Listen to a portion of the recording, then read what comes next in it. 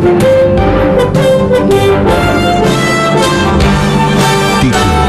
de Primera. Una propuesta independiente para recorrer la actualidad nacional e internacional de última hora. Títulos de Primera. Hola, bienvenidos nuevamente a Títulos de Primera. ¿Cómo les va? Espero que estén bien. Hoy nos acompaña Juan Pablo Lolé, ex embajador. ¿Cómo estás, Juan Pablo? Buenos días. Muy bien, muchas gracias por la invitación. Bueno, contanos un poquito. Antes que nada vamos a hacer una aclaración, porque este programa está siendo grabado. Todos nuestros televidentes lo saben. Luego se repite varias veces, pero en estos momentos en que estamos grabando hay una situación muy complicada en Brasil, ¿no? Sí. No solo por lo que ya todos sabemos, sino porque está en discusión si Lula asume, si no asume. La justicia dio lugar a una cautelar que le impidió la asunción en primer término, en primera instancia. Así que, bueno, posiblemente cuando esto lo estén viendo ya esté superada esta situación o haya novedades, seguramente. Pero vamos a hablar globalmente, por tu experiencia como embajador en Brasil. Ayúdanos a pensar un poquito qué significa esto que pasa en Brasil y en qué nos roza o nos golpea, si se quiere, a nosotros. Bueno, lo que denota la crisis de Brasil es que cuando hay un partido político con una base social fuerte como es el PT, que gobierna durante 4 periodos seguidos, en algún momento se produce una crisis, que en general nunca es una crisis hacia adentro del partido, sino implosiona para afuera. ¿Por qué? Porque el partido trata de preservarse. La última elección que gana Dilma Rousseff la gana por margen muy pequeño. Sí. Eso hace que era un mapa político de Brasil dividido en dos, en el cual el norte votaba por el PT y el sur por el PCDB, que era Aécio Neves. Esto, cuando uno lo traslada al Congreso, lo traslada al Senado, la Cámara de Diputados, se replica y se repite. Esa paridad que hubo electoral nunca se pudo traducir en acuerdos, y lo que llevó a esta situación es una crisis política, económica y social. La aparición de Lula y la aparición del fenómeno de Petrobras, convergentemente, hace que la última reserva que tenía el PT termine instalada en el conflicto. Y lo que pasó hoy, día jueves, con la asunción de Lula como ministro de la Casa Civil, que es una suerte de secretario general de la presidencia con rango de ministro, y políticamente es lo que nosotros podríamos llamar un jefe de gabinete de ministros. Claro. Y en el caso de Lula más todavía, porque toda la prensa brasilera hoy lo que dice es que Dilma Rousseff habría abdicado a favor de Lula siendo ella presidenta. Claro, la figura de Lula es muy fuerte. Muy fuerte. Muy fuerte. Ahora, también da la imagen de una, ante tanto acoso de las circunstancias, más allá de si la justicia está actuando no bien, si hay razones políticas, etcétera. Digo, parece una huida hacia adelante, ¿no? Cuando uno lo mira desde el punto de vista político, mi primera reflexión hace 2 o 3 días, cuando se planteaba en los medios brasileños que Lula podía volver a ser ministro, yo dije, bueno, acá está pasando algo mucho más serio de lo que yo preveía. ¿Por qué? Porque a mí mucha gente, después de tantos años de estar en Brasil como embajador, me pregunta mucho de Brasil. Y yo siempre decía que Lula y Dilma se necesitaban recíprocamente. Ahora, la sensación que tengo hoy es que esta necesidad que se corona con la presencia de Lula en el gabinete de Dilma, lo que hace es usar los dos el mismo salvavidas. Y yo pensé que Lula iba a tener un salvavidas propio. Y después nosotros los peronistas siempre referenciamos mucho a los temas de... uno nunca, después de haber sido general exitoso, claro, vuelve a coronel. Exacto. Entonces, la pregunta que uno se hace es si Lula cree que esto es un cargo de coronel, pero con rango de general. Claro. El primero que tiene que estar convencido es él. Si es claro, así. esto es ¿Cuál una el rol que convicción asume? íntima de él. Y si es así, el gobierno de Dilma, como dicen muchos, está terminado y viene una suerte de gobierno que nadie sabe hacia dónde va. Con un elemento adicional, a mi criterio, es que hay un poder que no es el poder ejecutivo ni el poder parlamentario que está jugando un rol fundamental, que es el poder judicial. Claro. Pero ahí también, Juan Pablo, a ver, ayúdanos a pensar, como decimos siempre en este programa, que la idea justamente es reflexionar, parar un poco la pelota contra el piso, y vemos que en la Argentina se fue dando un proceso, incluso con resultados electorales de 2009, hasta que cae derrotado en las elecciones el kirchnerismo o el PJ kirchnerista. Pero en Brasil, por lo menos lo que nos llega aquí, no se ve esa oposición con fortaleza. Incluso con figuras, me viene a la memoria gente que ya no está, como Lionel Brizola, te puede venir un Fernando Henrique, que está, pero bueno, como ya virtualmente retirado de la política. Digo, no hay una oposición fuerte. A ver, ¿es correcta la percepción de que no hay una figura que equilibre ese peso, que hay un partido de gobierno muy fuerte que está en crisis? Es correcto. Lo que ocurre es que yo creo que la implosión que se da en Brasil tiene que ver que después de 16 años de PT y con mucho control del aparato del Estado, la oposición es muy difícil. La oposición está en la calle, está en los sin partido o están en los que no están representados por los partidos políticos. Entonces, cuando uno ve ayer las manifestaciones, eso tiene que ver un poco con el 2001 nuestro. Claro. Tiene que ver también con gente que está como indignada, para poner un término que se usa, con el sistema de partidos. Claro. De hecho, el día miércoles hubo una movilización, no, el martes, una movilización en San Pablo, grande, de la oposición del PSDB, que es el partido de Aécio Neves, Claro. y de Fernando Henrique Cardoso, donde fue Aécio Neves con el gobernador de San Pablo, y la gente los empezó a chiflar.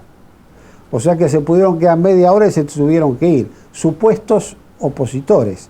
Entonces yo creo que hay un fenómeno nuevo en Brasil, que es la nueva clase media, creada por el PT, por un lado, gente del PSDB opositor, que está disconforme con su partido, y eso hoy es un Caldo de cultivo. caldo de cultivo de mucha cosa que se ve expresada en forma totalmente anárquica. Bueno, es un fenómeno que es un fenómeno ya estudiado y probado, Sí. de cómo cuando se incorporan sectores sociales que antes estaban marginados, más allá de que estén muy bien incorporados, de que hayan logrado un estatus de vida más alto o más bajo, pero se incorporan al sistema, después la gente empieza a ver otras cosas. Entonces empiezan a aparecer los hechos de corrupción, las denuncias, y eso es lo que desequilibra el fiel de la balanza, ¿no? Yo creo que Porque ya no está reclamando, perdóname, no está reclamando la gente, quiere un aumento de sueldo como prioridad, o quiero trabajo como prioridad. Lo que se escucha ahora es como aquel que se vayan todos, Claro, corruptos, digamos, claro, está haciendo un poco así. los reclamos cambian de calidad. Claro. Esto es un poco lo que pasa. Ahora, cuando uno se pregunta cómo va a seguir esto, y yo creo que acá hay gente del PT que cree que Lula va a enderezar la cosa y sale el país para adelante. Esto es lo que cree un sector. Hay otro sector que dice que Lula nunca tendría que haber aceptado esto, que se tendría que haber preservado y presentarse a elecciones en 2018. Claro. Y después está el PSDB, que es el principal partido de oposición, con un liderazgo de Aécio Neves que quiere instalarlo como futuro presidente. Mi sensación es que, estando las cabezas empresariales importantes de Brasil, del sector de infraestructura, presos o enjuiciados o con fenómenos de delación que vendría a ser arrepentidos, Claro. y denuncian para arriba, todo eso va a tener una ebullición que va a durar un buen tiempo todavía. Y los pasos de la justicia no son los pasos de la política. Haciendo una analogía, que como todas las analogías en estos casos con componentes sociales son arbitrarias, digamos, pero como para arrimarnos. Un poco decía los del 2001, después se me ocurre pensar en Podemos, ¿no? En los españoles, los indignados, que encuentran un par de líderes, pero todavía que no aparecen acá en Brasil, que es lo que dijiste vos, el que podría ser líder, lo repudiaron. Entonces, estamos en camino exactamente lo que decís, de un proceso muy, muy largo que tiene tantos, puede salir para un lado o para el otro, que tiene sus riesgos también. Sí, con un sector productivo bastante deteriorado, la caída del producto es del 4%, con una caída de las exportaciones, digamos, la crisis económica, paradójicamente, a diferencia de lo que a veces nos pasa a nosotros, es consecuencia de la crisis política. Claro, exacto. Acá no empieza con una crisis económica propiamente dicha. No, todo el problema empieza con una crisis política. Juan Pablo, te propongo y te dejo la pregunta picando para después del corte. No. Otro fenómeno, otro dato de la realidad, un poder judicial que está investigando a quien tiene el poder en este momento, no después de que se fue. Pero vamos a la pausa y la seguimos. ¿Cómo no? Muy bien, vamos a un corte. Andar, obra social de viajantes vendedores de la República Argentina. La mejor cobertura familiar al mejor precio. Planes de salud para particulares, trabajadores en relación de dependencia y monotributistas. 0810-345-0184. Andar, www.andar.org.ar. ISV, Instituto Superior de Viajantes. Carreras comerciales con títulos oficiales. Validez nacional. Informes e inscripción al 0800-345-4373. Calidez, elegancia, atención al detalle y servicio personalizado. Lo invitamos a disfrutar de este microclima que logramos construir en el corazón de Buenos Aires.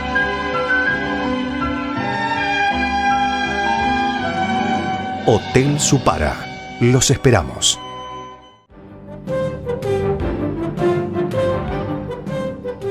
Bueno, seguimos en Títulos de Primera con Juan Pablo Lolé y te había dejado picando una preguntita que era la particularidad de que la justicia investiga al poder cuando está en el poder, ¿no?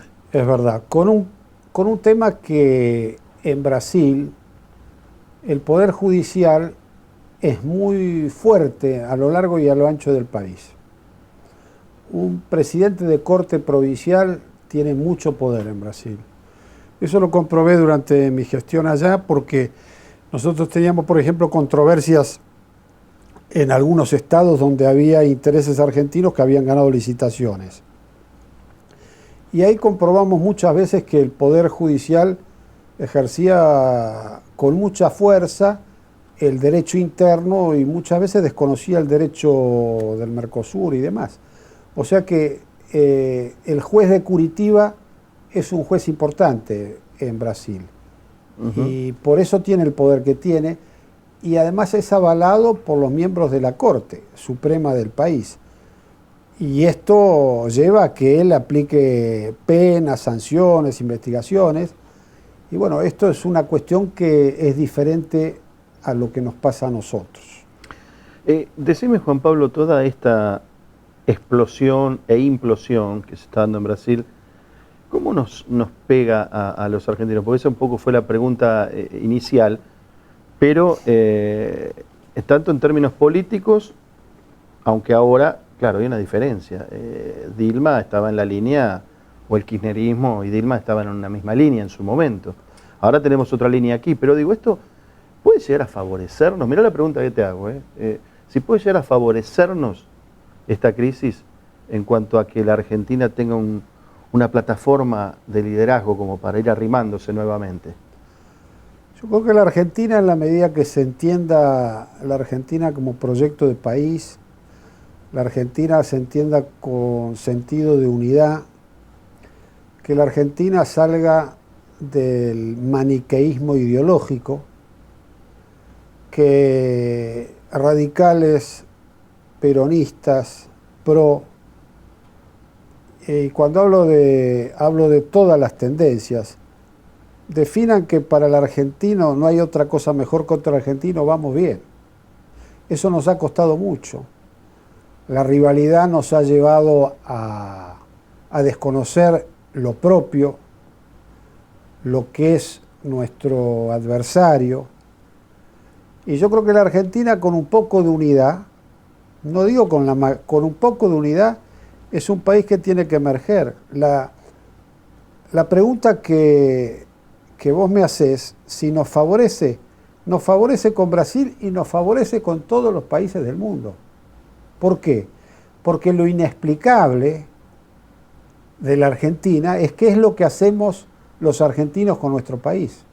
Claro, claro. Esto es el problema que los argentinos a veces no damos cuenta.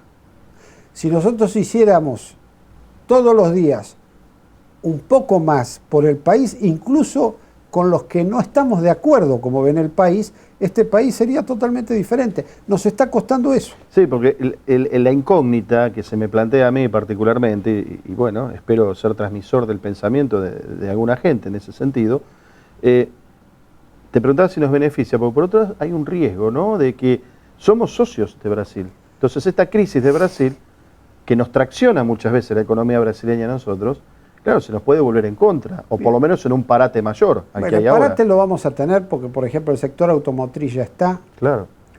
Yo salí de Brasil y nosotros exportábamos de ida y vuelta, es decir, la suma de ida y vuelta con Brasil eran 40.000 millones de dólares, hoy estamos 21, 22, o sea que ha habido una caída abrupta del comercio. Sí, la mitad. Esto tiene que ver con la crisis económica, pero también con la crisis política, con las dudas de un país, con las dudas de otro país.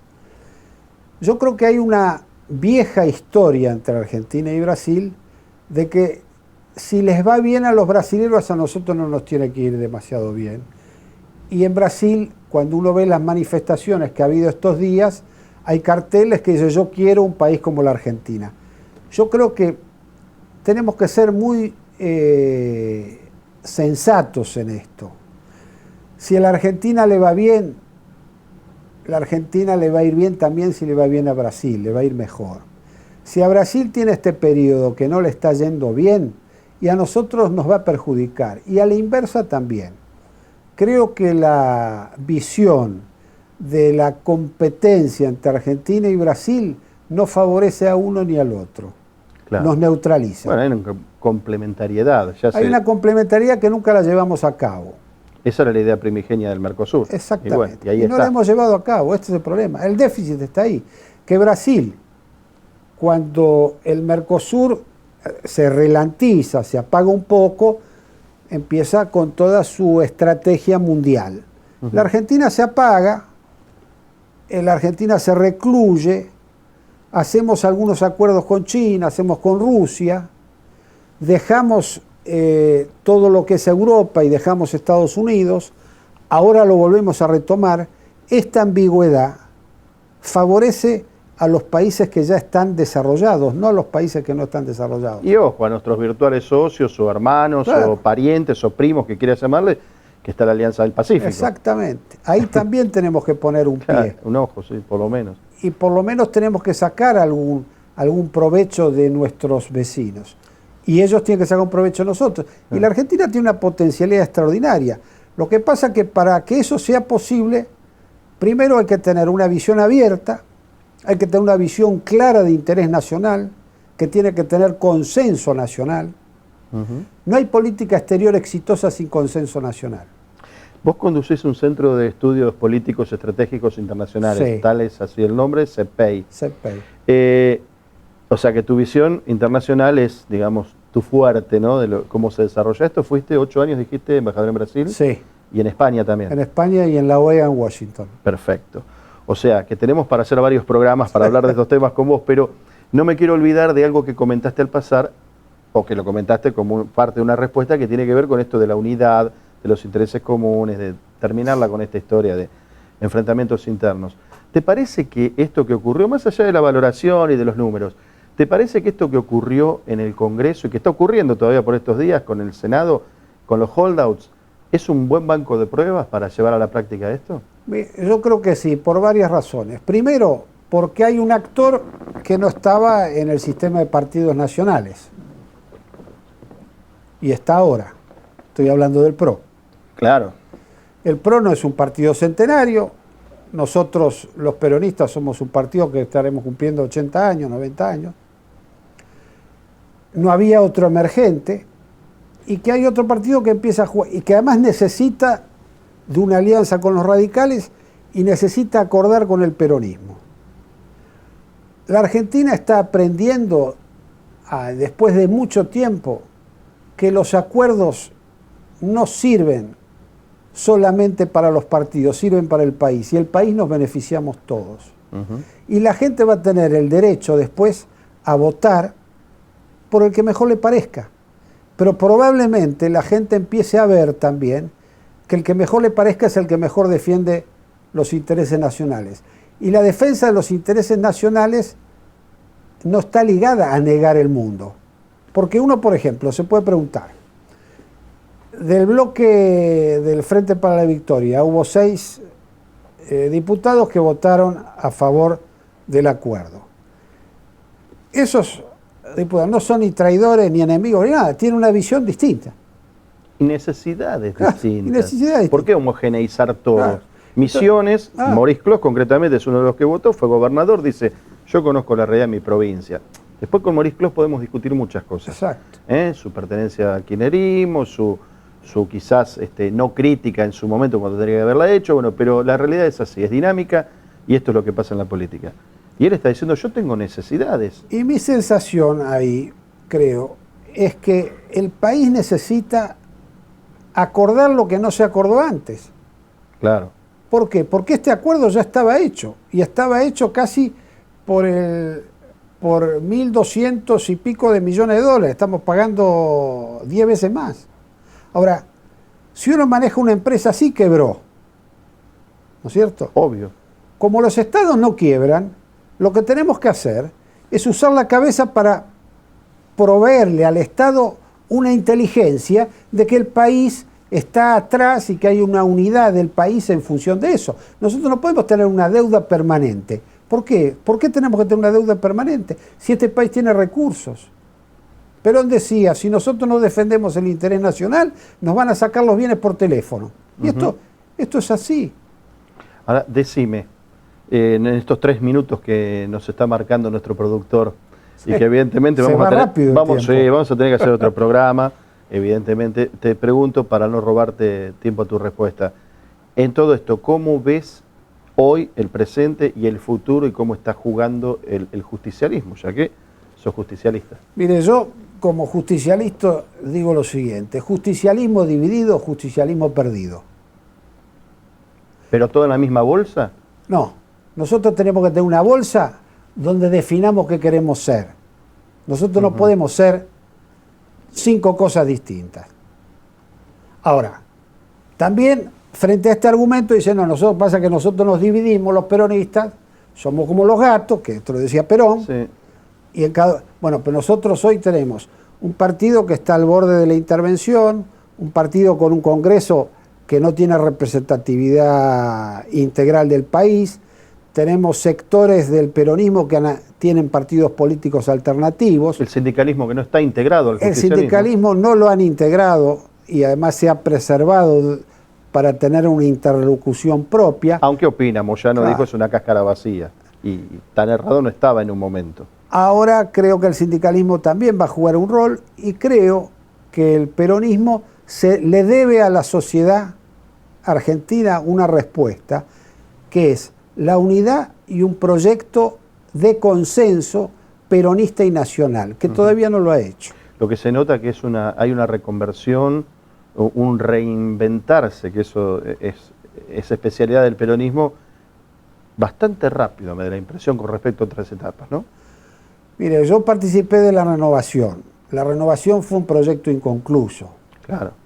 También era otro contexto histórico. Era contexto histórico. Yo creo que el peronismo hoy tiene que pensarse de aquí a futuro y no tiene que pensarse en corto plazo, tiene que tener un pensamiento estratégico. Ahora, esto se hace con una dirigencia que esté dispuesta a discutir esto a pesar de los cargos. Si esto es posible, el peronismo tiene vida futura. Si no, se repartirá entre distintos partidos políticos. Juan Pablo, no tengo más que agradecerte. La verdad, ha sido una conversación hermosa y siempre nos ayuda esto, lo que estamos intentando, que es pensar, ¿no? ¿Cómo te sentiste? ¿Estuviste muy bien, yo te agradezco y para mí también fue un gusto poder estar acá y compartir estos minutos que se pasaron muy rápido. Bueno, y una sola cosita final, vamos a traicionar las despedidas, una sola cosita final, esto del peronismo colaborar con un gobierno, ¿es colaboracionismo, es simbiosis, es asociarse?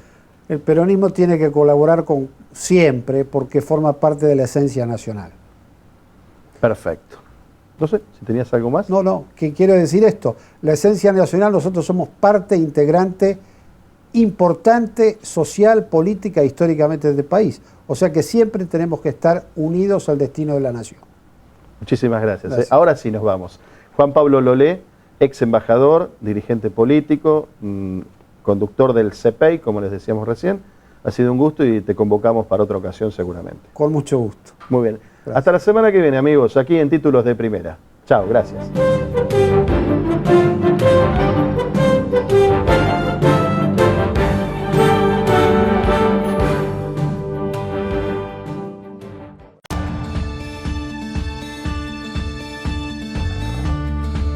Vos preparás más de 700 platos por noche, pero elaborás cada uno como si fuera el único.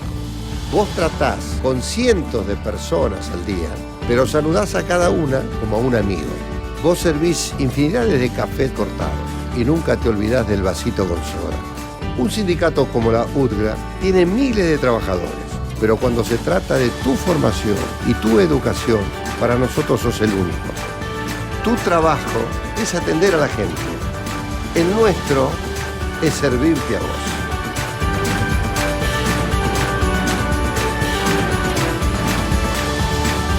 Educación gratis y a tu alcance. UTGRA, unidos por el bien común.